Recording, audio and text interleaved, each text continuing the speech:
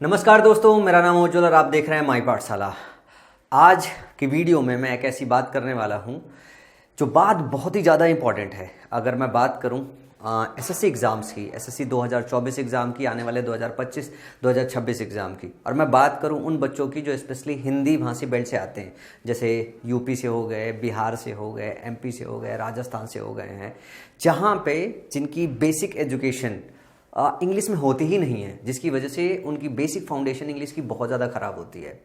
तो ऐसे बच्चे जब एसएससी एग्ज़ाम की तैयारी करने आते हैं तो सबसे ज़्यादा प्रॉब्लम महसूस करते हैं कि इंग्लिश का कोर्स कैसे कवर करें। ज़्यादातर टाइम ऐसा होता है कि उनका सिलेक्शन सिर्फ और सिर्फ इंग्लिश के सब्जेक्ट की वजह से नहीं होता है। उनका मैथ्स बहुत अच्छा होता है और मैथ अच्छे होने की वजह से मैथ में अच्छा स्कोर कर लेते हैं, पर इंग्लिश में अच्छा स्कोर नहीं कर पाते हैं। हाल फिलहाल में जो सिलेबस बदला है, जो पैटर्न बदला है एसएससी के एग्ज़ाम में, उसमें इंग्लिश की इंपॉर्टेंट बहुत ज़्यादा बड़ी हो जाती है। चाहे हम प्री की बात करें, चाहे हम मेंस की बात करें, सबसे ज़्यादा जो वेटेज है वो है हमारे इंग्लिश के सब्जेक्ट का। सो ऐसे में हम हिंदी भाषी बच्चे अपनी इंग्लिश अच्छी कैसे करें। सिर्फ हमें इंग्लिश अच्छी नहीं करना होता है, सबसे बड़ा हमारा चैलेंज तो ये होता है कि हमारे पास जो लिमिटेड टाइम डोमेन होता है, उस टाइम डोमेन में हम अपनी इंग्लिश को कैसे सुधारें।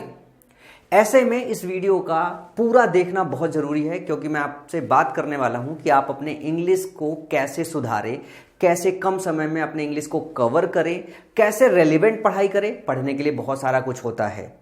मैं अपने विषय में आपको इन्फॉर्मेशन दे दूं थोड़ा सा। मैं 2016 में EEO की पोस्ट पे सेलेक्ट हुआ था। मैं एक हिंदी भाषी बेल्ट का बच्चा रहा हूं। मेरी मैथ्स बहुत अच्छी रही हमेशा से, लेकिन जब बात आती इंग्लिश की तो हाई स्कूल में स्कोर 50 नंबर भी नहीं हुआ, इंटरमीडिएट में 43 नंबर स्कोर हुए। ऐसे में आके यहाँ पे एसएससी में जब पहली बार एग्जाम की तैयारी कर रहा था 2015 में, तो मेरे इंग्लिश में सिर्फ और सिर्फ 12 नंबर आए। मैं उस वक्त कटअप बहुत कम जाती थी, मेरा कटअप क्लियर हो गया था। तो सबसे बड़ा चैलेंज तो मेरे लिए यही था कि हम एग्जाम को कैसे क्लियर करें। मेंस के एग्जाम में मैं गया, मेरा मैथ का स्कोर उम्दा और इंग्लिश का स्कोर बहुत खराब और मैं फेल हो गया। 2016 में मैंने डिसाइड किया कि मैं पूरी मेहनत करूंगा इंग्लिश में, लेकिन इतना आसान नहीं था इंग्लिश में अच्छा स्कोर करना, अच्छा मेहनत करना और फिर जाके रिजल्ट में अपने आप को कन्वर्ट करना। ऐसे में हिंदी भाषी बेल्ट वाले बच्चों के लिए जो चैलेंज है वो इंटायरली बिल्कुल अलग होता है।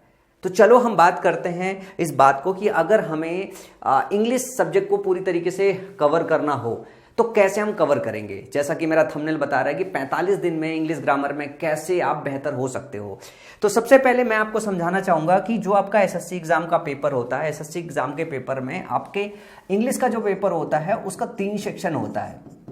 आज हम उसके एक सेक्शन की बात करने वाले हैं। अगर हम बात करें तो सबसे पहले हम बात करें, एक आपका सेक्शन आता है ग्रामर, उसके बाद दूसरा जो सेक्शन आता है वो आता है आपका वोकैब, और तीसरा जो सेक्शन आता है वो आता है आपका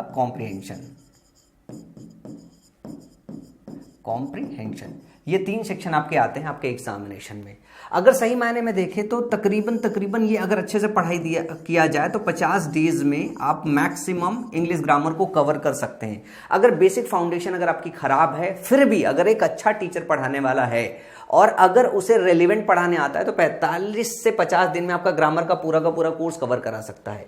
अगला सेक्शन आता है वोकैब। अगर आपके शब्द भंडार बहुत ज्यादा कम है तो तकरीबन 7000 से लेके 9000 तक आपको वोकैब याद करना पड़ेगा, तब जाके आप अच्छा स्कोर कर पाओगे। और तीसरे सेक्शन में हम बात करें कॉम्प्रिहेंशन, एक ऐसा सेक्शन है जब तक आपका ग्रामर अच्छा नहीं होगा, जब तक आपका वोकैब का सेक्शन नहीं होगा, तब तक कॉम्प्रिहेंशन अच्छा नहीं होगा। कॉम्प्रिहेंशन के लिए आपको बहुत प्रैक्टिस करनी पड़ती है।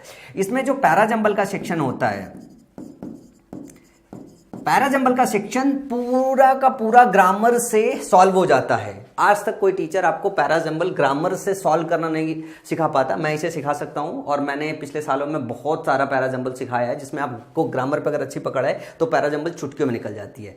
इसके बाद आपका आता है पैसेज और दूसरा आता है क्लोज टेस्ट। जो पैसेज होता है वो की पॉइंट मेथड से सॉल्व हो जाता है और क्लोज टेस्ट बहुत सारी प्रैक्टिस करनी पड़ती है, जिसमें ग्रामर का भी रोल होता है, वोकैब का भी रोल होता है और आपकी अंडरस्टैंडिंग का भी रोल होता है। तब जाके आप क्लोज टेस्ट पे अच्छा कमांड बना सकते हो।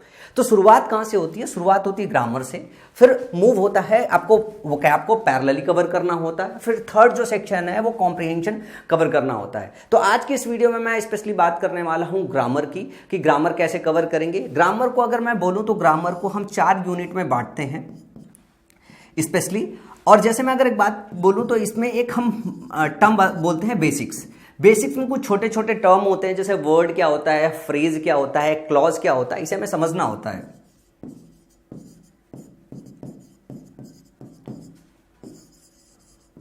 और सेंटेंस के छोटे छोटे ग्रामेटिकल स्ट्रक्चर क्या होता है, इन सब चीज़ों को समझना होता है। बगैर इनको समझे आप ग्रामर में अच्छी पकड़ नहीं बना पाते हो।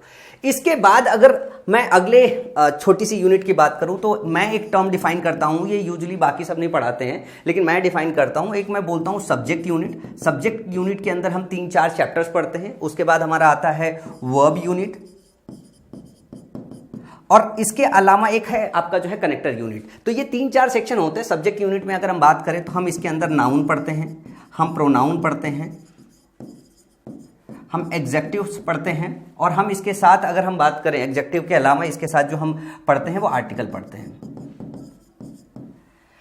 जो हमारा सब्जेक्ट यूनिट होता है यही हमारा ऑब्जेक्ट यूनिट भी होता है। इसी में हम इसको डिफाइन करके 4 के 4 चीज़ों को पढ़ते हैं। जब हम बात करते हैं वर्ब्स की तो ये बेसिकली आपके कनेक्टर का पार्ट आता है, जिसमें आप हेल्पिंग वर्ब पढ़ते हो, प्लस मेन वर्ब पढ़ते हो, साथ में आप एडवर्ब पढ़ते हो, टेंस पढ़ते हो, प्रीपोजिशन पढ़ते हो,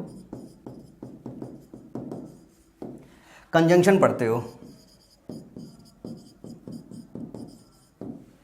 ये सारी की सारी चीज़ें आप इसके साथ पढ़ते हो। साथ में इसी के साथ आप छोटे छोटे जो है और टर्म मिसलेनियस का सेक्शन आता है, जिसमें क्वेश्चन टैग आता है, पैरेललिज्म आता है, कंडीशनल सेंटेंसेस आते हैं, उन सब चीज़ों को पढ़ते हो। तो ये पूरा का पूरा जो स्ट्रक्चर होता है बहुत सीक्वेंस से पढ़ना होता है। और इसमें भी एक ऐसी बात होती है कि आपको शुरू से लेके बहुत दूर तक पढ़ाया जाए या फिर एग्जाम को फोकस रख के रेलिवेंट कंटेंट को डिलीवर किया जाए। तकरीबन इन सारे ग्रामर में अगर मैं बोलूँ तो तकरीबन 80 to 90 जो रूल्स होते हैं, अगर आपकी बेसिक अंडरस्टैंडिंग थोड़ी चैप्टर से रिलेटेड अच्छी हो गई है तो 80 से लेकर 90 ऐसे रूल्स होते हैं जिनसे आपके ग्रामर में टू द पॉइंट क्वेश्चन बनते हैं। लेकिन अगर आपकी बेसिक अंडरस्टैंडिंग अच्छी नहीं है तो कभी भी जो है आप ये 80 से 90 रूल्स आप एग्जामिनेशन में जाके अप्लाई नहीं कर सकते हो। तो आपकी बेसिक्स भी अच्छी होनी चाहिए, साथ में 80-90 रूल्स पे पकड़ भी बहुत अच्छी होनी चाहिए।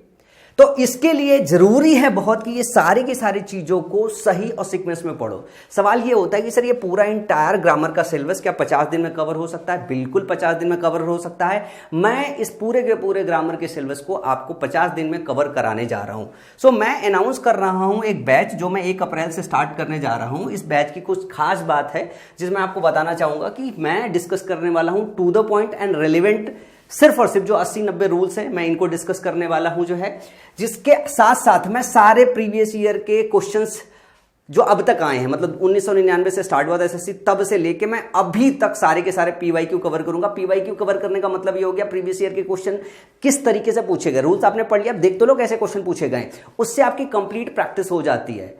इसके अलावा अगर मैं बात करूं तो ये जो क्लास का बैच का टाइम ड्यूरेशन रहेगा 2 घंटे पर डे रहेगा, और स्टार्ट डेट 1 अप्रैल रहेगा। ड्यूरेशन तकरीबन 80 घंटे का ये कोर्स बनने वाला है, और नंबर ऑफ क्लासेस 45 से 50 होने वाली है। तकरीबन 50 दिन में ये पूरा का पूरा कोर्स कवर हो जाएगा। क्लास की जो टाइमिंग रहने वाली है, मैं जगराता कराने वाला हूं, 10 बजे से स्टार्ट करूंगा 12 बजे तक, और ये लाइव बैच चलने वाला है। ये मेरा पहला लाइव बैच है आज तक का। इसकी जो फीस है वो 499 रखी है, क्योंकि मैं चाहता हूं कि लगभग हर बच्चा, मतलब गांव का गरीब हो या किसी भी तरीके का बच्चा हो, मतलब फीस अफोर्ड कर पाए। ऐसा ना हो सर वो बोले कि सर फीस महंगी है, और 499 बहुत कम फीस है जो हर बच्चा, मेरा मानना है कि अफोर्ड कर सकता है। मैं सबसे ज़्यादा गरीब रहा हूँ, मेरे पापा ट्रक ड्राइवर रहे थे, तो उस टाइम पे बहुत मुश्किल होता था कि मेरे पास कोई फीस हो। मैंने आज तक जो भी अपनी पढ़ाई की है बगैर कोचिंग के की है, लेकिन अगर इतनी फीस अगर कहीं होती तो मैं भी पक्का कोचिंग जरूर करता, क्योंकि उससे मेरा समय बहुत बच जाता है। इस पूरे कोर्स की जो वैलिडिटी रहने वाली है 1 ईयर की वैलिडिटी रहने वाली है। साथ में अगर किसी बच्चे को बेसिक्स जिसकी बहुत ज़्यादा खराब होगी तो मेरा एक पूरा ऑलरेडी बना हुआ कोर्स है जिसमें मैंने बेसिक से लेके पूरा कवर कराया है, तकरीबन 100 घंटे के आसपास, 120 घंटे के आसपास पढ़ाया है। तो वो भी बैच इस बैच के साथ साथ असाइन कर दिया जाएगा ताकि किसी बच्चे को बेसिक्स पढ़ने में कोई परेशानी ना आए। बहुत सारा बच्चा ऐसा होगा जो नया होगा, जिसे नहीं पता कि मैं कैसा पढ़ाता हूं, तो उन बच्चों के लिए मैंने एक स्पेशल काम किया हुआ है। मैं डेमो अनाउंस कर रहा हूं, और डेमो के लिए सिर्फ 1 रुपये चार्ज करने वाला हूं जो है।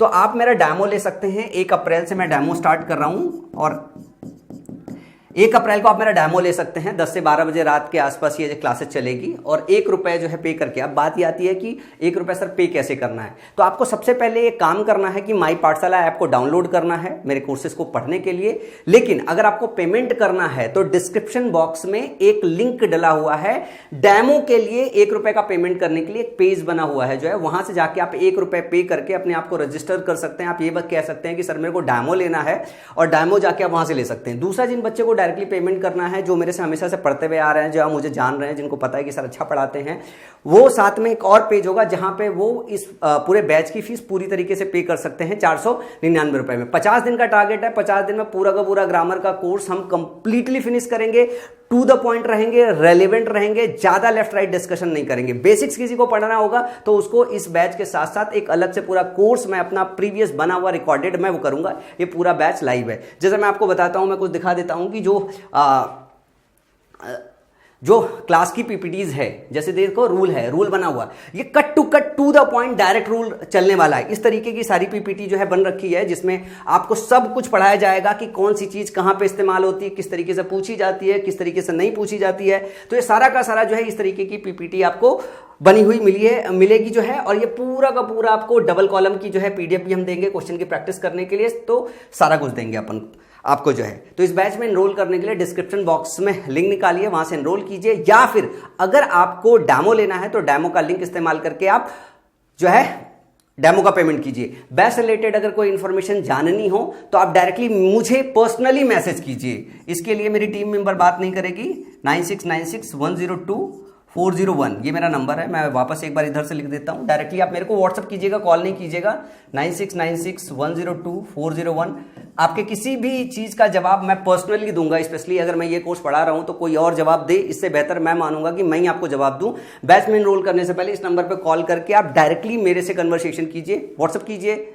और अगर आपको कॉल करना है तो आप 8 से लेकर रात को 10 बजे के बीच में, 8 से लेकर रात को 10 बजे के बीच में आप मुझे कॉल भी कर सकते हैं। समझ में आया? तो फटाफट चलिए मेरे साथ इंग्लिश ग्रामर की तैयारी करते हैं।